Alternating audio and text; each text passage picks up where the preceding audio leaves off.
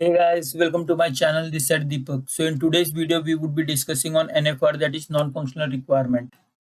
Non-functional requirement is very much important concept of a system designing. Whenever you are building a system, NFRs is something that you absolutely cannot ignore. It is all about experience that the user is going to gain from your application. What exactly NFR is, how it is different from functional requirement, what is its usages, what are the different types of NFRs, all those things we would be discussing throughout this particular video. For starting this particular video and other videos, would like to tell, like all other videos now, we would be more emphasizing on an example and having discussion of the concepts in as much layman terms as possible, because at the end of the day the main purpose of these videos are to make you a better engineer and not to make you build a technical dictionary. So less of a technical jargons, more of a conceptual understanding that we would be focusing on. So let's start with NFRs. So we would be discussing on what is the difference between functional requirements and non-functional requirements by taking YouTube examples. So before going that, wanted to tell you in simple terms what functional requirement means. Functional requirement means कि boss, hey, you want to perform some task, there is some requirement, there is some ask, there is some need. Because of that, you are creating that application. Let's take an example of ticket booking. So ticket booking, you want to book the ticket. That is the bare minimum purpose that that application is being built for, and that application should solve that problem. Let's say you are going on an IRCTC website or a Book My Show website and you are not able to book the ticket. What is the use? It is useless. Correct. Similarly, functional requirement just focus on only one single thing. As many features is equal to as many requirements, and those requirements should be able to fulfill. That is what functional requirement is. For example, in the YouTube video, you see like what is functional requirement, what is the bare minimum expectation that you are having from YouTube. You go on a YouTube app or a YouTube website, just don't go through this all these points. These are just an examples basically. Don't get worried like, hey, what all these things are. Let's see basically. When we are saying YouTube functional requirements, searching video is the bare minimum thing that you would be doing, right? You want to search a video. Once the video comes in front of you, you want to like, share, comment that particular video, isn't it? You want to search a particular channel. You want to watch the shorts. Then if you are, let's say, owning a channel, if you're a content creator, what is your bare minimum expectations? Like, hey, I am creating a video, I should be able to upload the videos, I should be able to see the analytics of my videos. These are all functional requirement. This is what YouTube FR is. But this is solving a problem what user actually wants from your application, correct? But then what about NFRs? Where does NFR fits? NFR is all about experience that you are giving to your user. It's for making their experience 2x or 3x. There the NFRs come into the play. Let's take an example. What is NFR in the YouTube? Searching of a video is functional requirement, but quick searching, like you are searching and you should be getting that results quickly, that is the NFR. You are watching the video seamlessly on any device. Today, let's say there is this device, I am watching a video on my mobile, I can switch to tablet, I can switch to laptop, I can switch to my television. On all the places I should be able to watch the video seamlessly. That is the NFR. Let's say watching the videos before without buffering. Earlier there was like 2G and 1G kind of a stuff where there was a lot of buffering. Now because of 4G, 5G and like 6G and Wi-Fi, high-speed Wi-Fi, fiber optics, there is like a high-speed internet. And what do you expect? Like whenever you are watching a video, there shouldn't be any processing time, right? You should be able to watch the video without buffering. That is what the experience matters to the user. Fuzzy search. Let's say I'm listening to a song. I do not recall the whole song, but I just recall some chorus, some words. I'm able to search that and that song appears in front of me. I'm able to search that. That is a good experience for the user. Channel security. Let's say I'm owning a channel and I'm putting my videos. Recently, you might have heard like a lot of channels got hacked and stuff like that basically. So channel searching, channel security is very much important, right? So that is a security feature that YouTube has to provide to that particular channel. Then let's say there is the live streaming that is going on, and let's say there are like 500,000 concurrent users are watching. Now, because the number of users are increasing, do you feel like your experience should get degraded? No, you should be able to lively interact with the person who is doing a live stream. You should be able to like, comment, At the same time, you should be able to watch his stream without any buffering. All these are non-functional requirements. So what I'm just trying to say you for you what you need to understand is non-functional requirement is all about experience.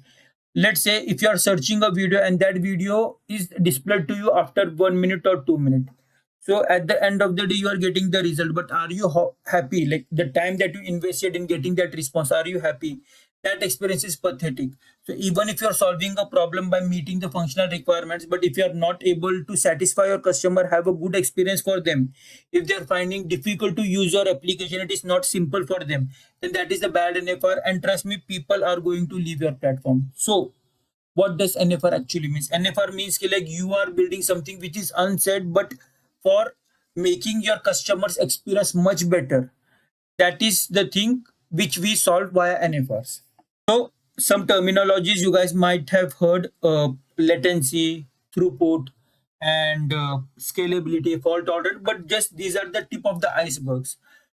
Uh, Now what we would be discussing on the types of NFRs. And trust me, whenever you when we would be going through these types of NFRs, you would be literally shocked ki like, hey, so many types of NFRs are present, but we are not knowing. Most of the people, around 99% of the people, might not be knowing about all these types of NFRs. First, second, some people who might be knowing, they might not be knowing the exact terminology or in-depth definition of it. They might just be using it in their day-to-day activities, in the day-to-day building the application, but in depth, no one would be knowing. How I am knowing? Because, as I mentioned, I'm having decade of an experience. All these things are no more theoretical, those are practical, that I have actually used in my career for building n number of applications, and I have used these NFRs. That's the reason I have this knowledge, and that is what I would like to share a pure engineering stuff with you. So what are different types of NFRs? So you just see this list. This is actually the type of NFRs that is there that we need to support. That every system should be having these types of NFRs. Not all. Majority of those might be needed based on requirement to requirement of a system. The ultimate purpose of this particular video is you should be having a particular template. Just don't come up with those words, 2 to 3 words, buzzwords like, okay, this is the latency, this is the throughput, scalability, availability, and stuff like that. It doesn't work like that. You should be knowing what all list of NFRs are, what all things are needed for my application, how should I build those, how should I approach those. All those things are there. That is very much important. Whether this NFR is a good fit for my system, whether this is a good fit or this is a must have NFR for my system, all those things you should be aware. That is the reason we are discussing these NFRs in this particular video, because as you can see, there are 12 NFRs that I've listed down, and everyone I want to discuss in depth, but I can't discuss all those in the depth in this particular video, as this video would be like in hours. So I would be just touch basing at a very high level on these things. I would be creating a separate playlist on all of these NFRs where I would be discussing every single of them in depth. Please do watch those NFR lists as well. The link would be soon in the description box. So let's start. So scalability, first one, scalability. What does scalability mean? So scalability is having multiple different parameters. It can be feature scalability, it can be traffic scalability, it can be dev scalability, it can be like any different types of scalability can be there, right? And again, like I said, that I would be discussing in my scalability video separately. But scalability means what? Scaling, increasing something. Like currently you are at X and you are increasing something from X to Z basically. Like let's say you are having 50,000 users and you would be going with like 5 lakh users. Then second comes the performance. In the performance, all these things are there. What is the latency? What is the throughput? What is the concurrency? What is the startup time? What is the load handling? All those things are part of the performance. Performance just means simple thing. Performance means how my system is performing. Performing in the terms ki like I am getting a request, I am sending a response. The thing like the process that I am following for sending the response quicker and handling that much amount of load without giving a bad experience to the user, that is what the performance means. Performance, just the performance means is ki like how performant my system is regardless of the load that I am having. That is what performance means. Then comes the availability. Let's say you are doing a transaction, and when you are doing a transaction, at that time, let's say you get an error message stating your bank server is down and your transaction is stuck. Now in that case, it means कि like your bank server was not available for you to complete that particular transaction. Now it is such a bad user experience. Even though let's say after 1 hour you are able to complete that particular transaction, but at that moment, at that second, you were supposed to get that facility from your bank provider, but you didn't receive that because your bank server was not available. That is what availability means. Reliability, let's say you are asking me कि like, hey, what is 2 plus 2?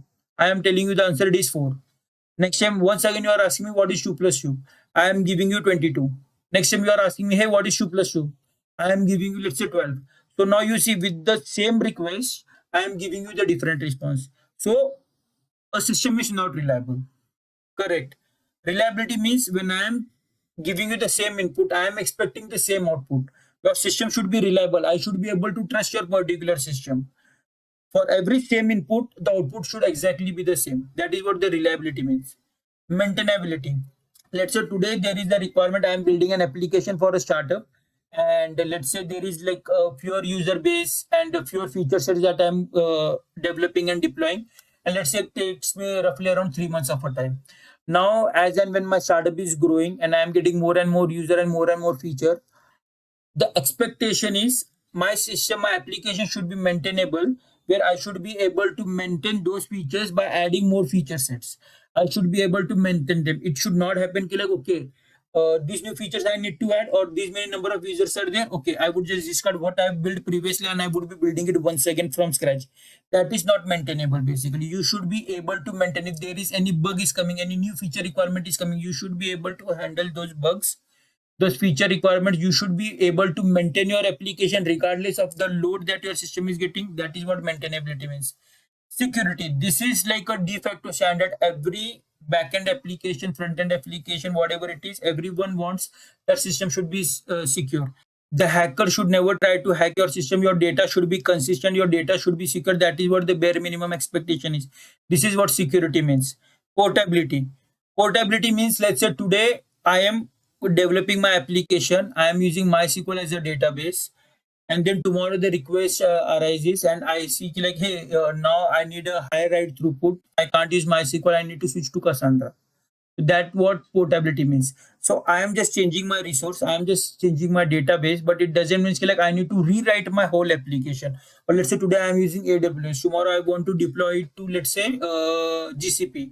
Then that doesn't mean, then that I should be able to do. That what portability means. In Java we see like write one and run anywhere. That is what portability means. My application should be portable, where I want I can change the resources, I can deploy it whenever and wherever I want. That what portability means. Interoperability, interoperability means how convenient my system is for interacting with other systems. There are like different kinds of payment gateways are there, and the bare minimum expectation is all those payment gateway job is to do the payment for you on your behalf, interact with the bank, and now the bank should be able to cater the request and response of all these different payment gateways. So this interoperability should be there, how seamlessly I can interact with other applications.